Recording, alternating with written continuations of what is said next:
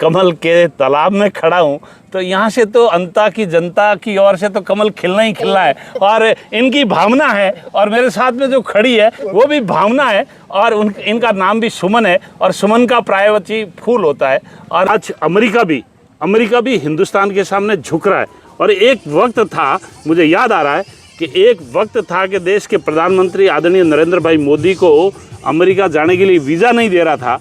आज अमेरिका के जो राष्ट्रपति है वो बोलते डोनाल्ड ऐसा ट्रंप, वो हिंदुस्तान के प्रधानमंत्री जी से टाइम मांग रहे हैं कि मैं हिंदुस्तान में आना चाहता हूँ। तो देश के प्रधानमंत्री आदरणीय नरेंद्र मोदी जी की इच्छा होगी और देश हित में लगेगा कि ट्रंप को बुलाना चाहिए तो बुलाएंगे। और डोटासरा जी बड़े जोर से इस मुद्दे को उठा रहे हैं। देखिए, वो उन्होंने 5 साल डोटासरा जी रहे थे, उन्होंने तो ऐसा सारे पेपर लीक कराए हैं और पेपर लीक करवा के पूरे राजस्थान के बोलते युवाओं का भविष्य को तहस नहस किया है।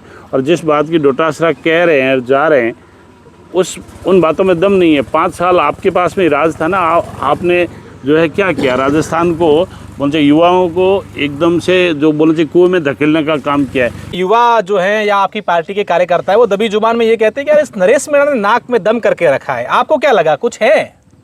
कोई भी चुनाव लड़ सकता है, मैं उनके बारे में कोई टिप्पणी नहीं करना चाहता।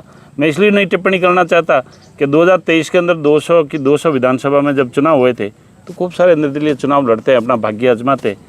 देखिए, यहाँ पर हमारे टक्कर में आज के दिन कोई नहीं है। कांग्रेस के इस प्रकार की जो कार्य पद्धति रही है लोगों को डराने की, धमकाने की, तो वो क्या खुल के नहीं बोल रहे। बाकी अंदर ही अंदर उन लोगों से मेरी बात हुई है तो वो लोग बात कह रहे हैं, भैराराम जी आप हमारे को बहुत ओपन मत करो, आपके वोट ये दशा भारतीय जनता पार्टी के आएंगे।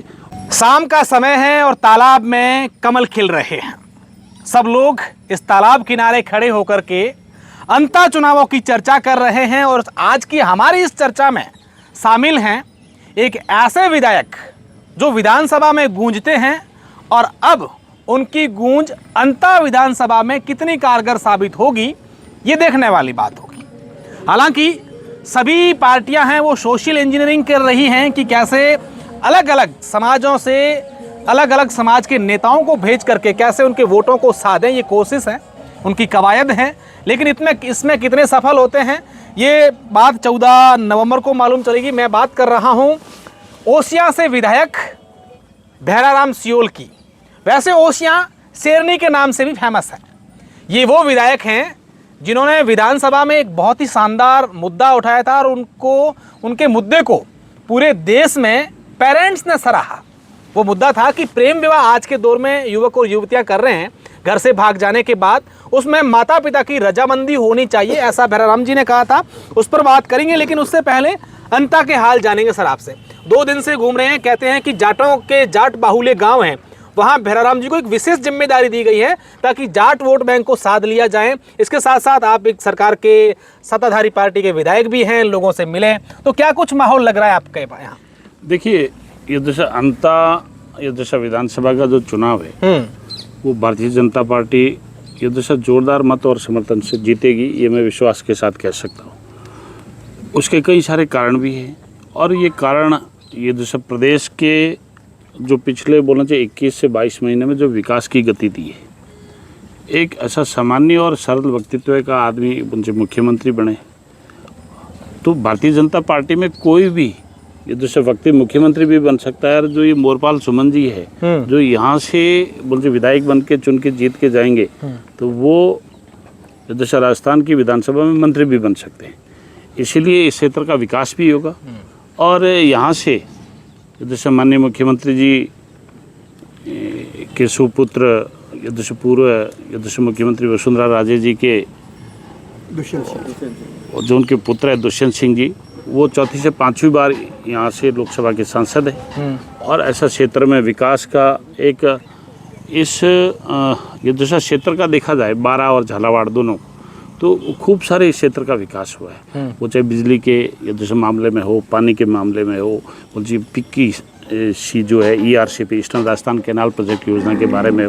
ईस्टर्न राजस्थान कैनाल प्रोजेक्ट योजना में माननीय वसुंधरा जी की बहुत बड़ा इस ऐसा क्षेत्र के किसानों को देखिए और बहुत बड़ा मुद्दा यहाँ ये है, हम जब किसानों से, लोगों से ग्रामीण क्षेत्रों में जा रहे हैं, किसान ये कह रहे हैं कि बाकी हमारे खूब विकास हुआ है, यहाँ हम लोग किसान हैं, खेती करते हैं, यहाँ फर्टिलाइजेशन की बात करें, यूरिया की बात करें, DAP की बात करें, वो किसानों का मुद्दा है कि हमें वो मिलता नहीं है समय पर। और ये भी कहा जा रहा है कि पिछले 10-15 दिनों से यहाँ पर यूरिया की गाड़ियाँ भर भर के आ रही है, किसानों को बांटी जा रही है।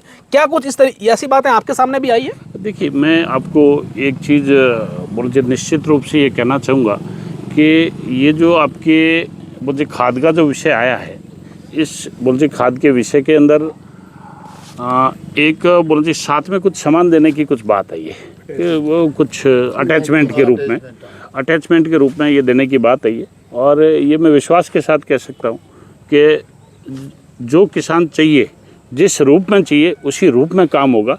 कहीं पर भी बोलते किसानों को कोई तकलीफ नहीं होने देंगे। और आपके चैनल के माध्यम से एक चीज़ और कहना चाहता हूँ, जो किसानों का एक मुद्दा और आया था कि इनके फसल क्लेम का ये जैसा मामला, और डोटासरा जी बड़े जोर से इस मुद्दे को उठा रहे हैं। देखिए, वो उन्होंने 5 साल डोटासरा जी रहे थे, उन्होंने तो ऐसा सारे पेपर लीक कराए हैं और पेपर लीक करवा के पूरे राजस्थान के बोलते युवाओं का भविष्य को तहस नहस किया है।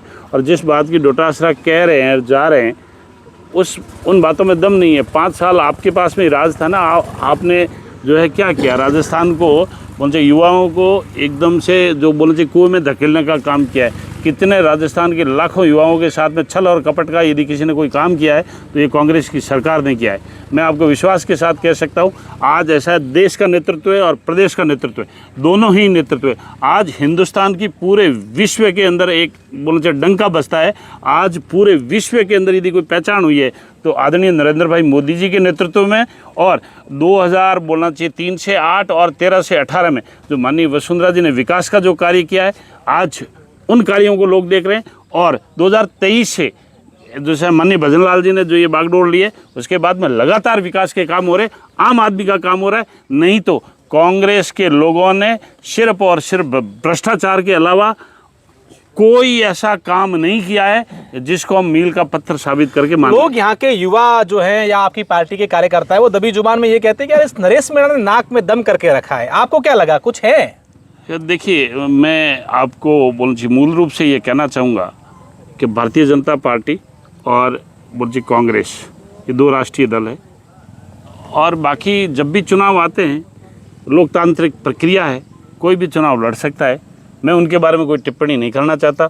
मैं इसलिए नहीं टिप्पणी करना चाहता कि 2023 के अंदर 200 विधानसभा में जब चुनाव हुए थे तो खूब सारे निर्दलीय चुनाव लड़ते हैं, अपना भाग्य आजमाते, तो उसमें भी कोई गलत नहीं है। मैं तो ये नरेश भाई मीणा को ये कहना चाहूँगा कि आप भी लोकतांत्रिक ये जैसा प्रक्रिया में देवली उनियारा से भी भाग्य आपने आजमाया है और आप इधर से भी भाग्य आजमाते हैं, तो ये लोकतांत्रिक प्रक्रिया में हम किसी को रोक नहीं सकते।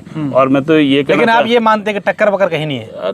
टक्कर देखिए, यहाँ पर हमारे टक्कर में आज के दिन कोई नहीं है। हमारे आज भारतीय जनता पार्टी की सरकार है और यहाँ आम आदमी अंता का जो है वो ये सोचता है कि भाई आज के दिन भारतीय जनता पार्टी की सरकार है, केंद्र के अंदर भी और राज्य के अंदर भी। बिल्कुल। सुमन मोरपाल जी यहाँ से जीत के जाएंगे तो क्षेत्र का विकास होगा और क्षेत्र के मुद्दे रखेंगे, विधानसभा में रखेंगे। तो आज बोलिए क्षेत्र की जनता भी यही चाहती है। मैं इतने गाँव में घुमा हूँ तो अब लोग क्या है कि कुछ बोलना चाहिए कांग्रेस के इस प्रकार की जो कार्य पद्धति रही है, लोगों को डराने की, धमकाने की, तो वो क्या खुल के नहीं बोल रहे। बाकी अंदर ही अंदर उन लोगों से मेरी बात हुई है तो वो लोग बाग कह रहे हैं, भैराराम जी आप हमारे को बहुत ओपन मत करो, आपके वोट ये जैसा भारतीय जनता पार्टी के आएंगे और बोलना जी मोरपाल जी सुमन है यहाँ अंता विधानसभा से जीत के जाएंगे और वहाँ विधानसभा के पटल पर वो बोलना जी विधानसभा के अध्यक्ष महोदय के सामने वो शपथ लेंगे, संविधान की शपथ लेंगे और ये भी बहुत जल्दी होने वाला है। हम 2023 के अगर चुनावों की यहाँ की बात कर लें तो प्रधानमंत्री नरेंद्र मोदी जब यहाँ आए थे, उन्होंने एक संबोधन में कहा था कि भाया रे भाया खूब खाया, और उन्होंने एक गांव का नाम लेते हुए पूरा गांव खा लिया। हम कल उस गांव में गए थे, खान की झोपड़िया। आप वहाँ गए, लोगों से मिले, कहते हैं कि पूरा गांव जो है लोगों की ज़मीनों को हड़प लिया, बेच दिया और अब वहाँ खनन करना शुरू कर दिया।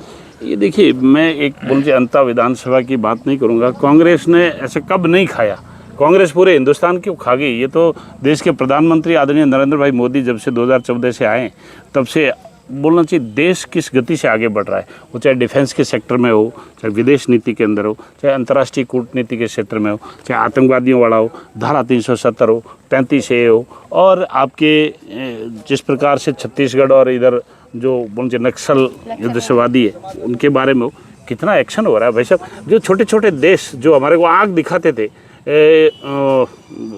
अपना पाकिस्तान, श्रीलंका, ये आज अमेरिका भी हिंदुस्तान के सामने झुक रहा है। और एक वक्त था, मुझे याद आ रहा है कि एक वक्त था कि देश के प्रधानमंत्री आदरणीय नरेंद्र भाई मोदी को अमेरिका जाने के लिए वीज़ा नहीं दे रहा था। आज अमेरिका के जो राष्ट्रपति है वो बोलते डोनाल्ड ऐसा ट्रंप, वो हिंदुस्तान के प्रधानमंत्री जी से टाइम मांग रहे हैं कि मैं हिंदुस्तान में आना चाहता हूँ। तो देश के प्रधानमंत्री आदरणीय नरेंद्र मोदी जी की इच्छा होगी और देश हित में लगेगा कि ट्रंप को बुलाना चाहिए तो बुलाएंगे। और देश की 140 करोड़ ऐसा जनता की इच्छा को और उनके मन की बात आदरणीय नरेंद्र भाई मोदी जी जानते हैं, क्योंकि प्रत्येक संडे को आदरणीय नरेंद्र भाई मोदी अपनी मन की बात करते हैं और पूरी देश की 140 करोड़ ऐसा जनता से मन की बात करते हैं और उनके पत्र पढ़ते हैं।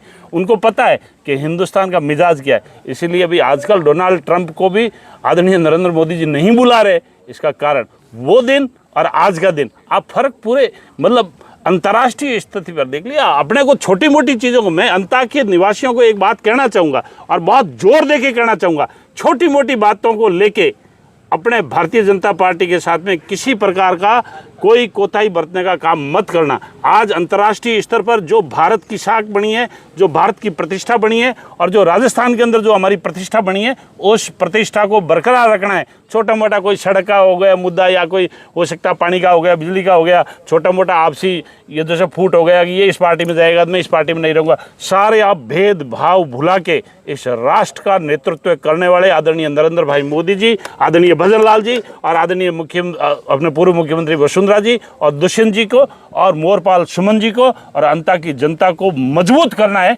यही हमारा उद्देश्य। बिल्कुल। अभी हम आपके पास जो खड़े हैं ये भी जोधपुर की बेटी हैं और यहाँ अभी कहीं ना कहीं लगता है कि दौसा से यहाँ आए हैं, तो ये भी सोशल इंजीनियरिंग का कहीं ना कहीं एक पार्ट है। तो क्या कुछ इसको किस तरीके से देखते हैं? बहराराम जी सियोल आ गए, तो उनको लगता है कि जहाँ किनको किससे साधना है तो ये चीज़, ये फैक्टर काम कर रहा है। मैं देखिए इतने सारे कमल के तालाब में खड़ा हूँ और मुझे याद आ रहा है कि जब मैंने पहली बार चुनाव लड़ा था तो 163 हमारे भारतीय जनता पार्टी के बोलचे विधायक जीत कर आए थे और आज मैं बोलना चाहिए कमल के तालाब में खड़ा हूँ। तो यहाँ से तो अंता की जनता की ओर से तो कमल खिलना ही खिलना है और इनकी भावना है और मेरे साथ में जो खड़ी है वो भी भावना है और इनका नाम भी सुमन है और सुमन का प्रायवची फूल होता है और कमल एक फूल है, इसलिए भावना सुमन है और ये भी हमारे साथ में खड़ी है। तो कमल तो खिलना ही खिलना है, इसमें तो कोई शक ही नहीं है। निश्चित तौर पर इन नेताओं का यही दावा है कि कमल खिलना ही खिलना है, लिहाजा ये तो देखने वाली बात होगी कि हाँ कमल खिलेगा या फिर अंता का जो राज है वो किसी और के हाथों में जाएगा।